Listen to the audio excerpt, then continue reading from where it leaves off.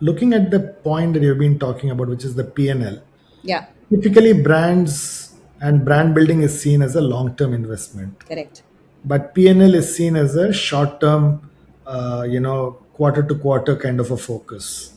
So how do you really balance it? Because it's a tough ask, because you'll say, hey, to build a brand, I need a couple of $1 million over the next, 5 years. And, you really uh, have to put in a lot of money, but you don't get the results Yeah, immediately.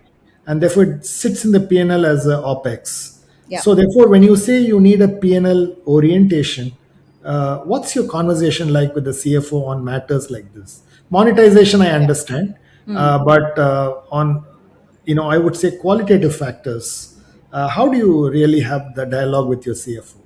No, I think this is where the loggerhead conversation really comes in. And I'll talk one part where it's been a blessing that I've been in companies who understand the long term value of investing in brands, whether it was Unilever or WeWork and now Tablespace.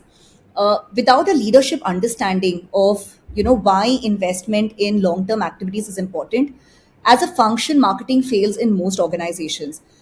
Sometimes you get it as an inherited piece where there's always appreciation, and therefore you just take the baton and you run. But in those situations where that understanding is not there, it is a big job of the CMOs to educate. And trust me, you have leaders in the room. I've done it in organizations and functions and categories that I don't want to detail here. But education is the key, results is the key. So if you're able to demonstrate over long term how this really matters, and now thankfully there's enough research. Byron Sharp has done phenomenal research in this space that beyond a point, if you keep investing in short term, you are not impacting the top funnel. And you will be surprised how many CMOs already know this, and how many CFOs already know this. They just want their CMO counterparts to know this and be able to bring it to the table. Trust me, I think a lot of marketers just assume that the audience in the room will not understand. It is a test for the CMO to land that long term narrative really well. Once done, I think the audience is smart enough to get it. And honestly, my experience says that they already know it. They just want to get the confidence from the marketeer who is taking on that money, and it is a responsibility sitting on their shoulder.